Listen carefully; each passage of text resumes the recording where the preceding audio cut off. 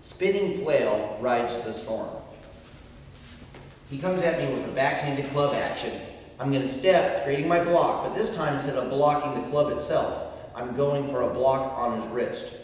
And from that contact point, as I continue around in my circle, riding his momentum, I fold the nunchuck around and I'm creating a vice against the wrist. My left hand comes over the top and re-supports this hold.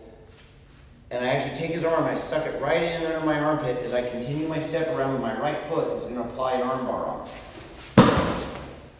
I keep my pressure up with my nunchaku, which is going to stretch out this target area. I'm going to stomp the rib, but for front stomp, the ball of the foot. I take the club away while I do so.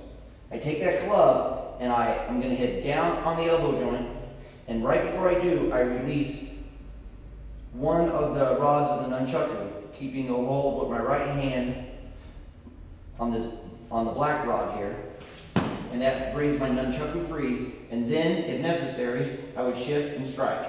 Target area technically is the head, but obviously that would be fairly lethal. So if you wanted to make it less lethal, you could either not use it at all, or you could use it to the body. Keep in mind, the nunchaku is legal in most states anyway.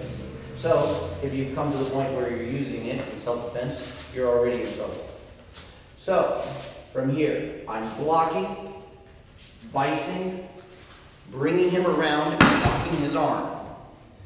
I grab the club, lift up with my nunchakus, kick him in the rib, strike his arm, that frees my weapon, forward bow, and strike.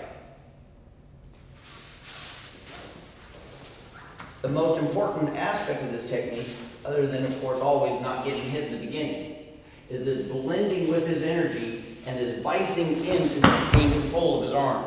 By doing that, I'm just going to do it again. Now, a moment ago, what just happened, let me show you something. If ideally I want to get his wrist, that's going to give me more control. I actually ended up accidentally in going in slow motion here on his club. If that were to happen, that's why this move here is so important, because I still can check and control his arm with my arm. And my weapon now is just simply securing his weapon. So by working in tandem, when things go perfect, they work even better, but even when this is a little off, it's still going to keep me from getting hit. And then from there, I'd have to modify the technique just slightly because it's not set up from the same point of reference now. Anyway, let's go back now to the original technique. So I block at the wrist, I vice. Now watch how I rotate. See how his palm is coming up?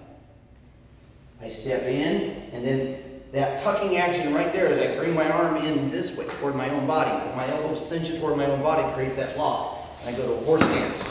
If it's taking a lot of effort to bring him down, you're not doing it right. And then I have that lift, which increases the exposure. The kick to the rib. I've freed my weapon now.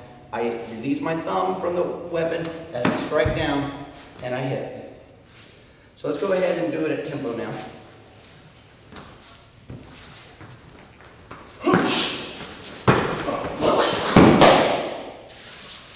And we'll do it from the same once.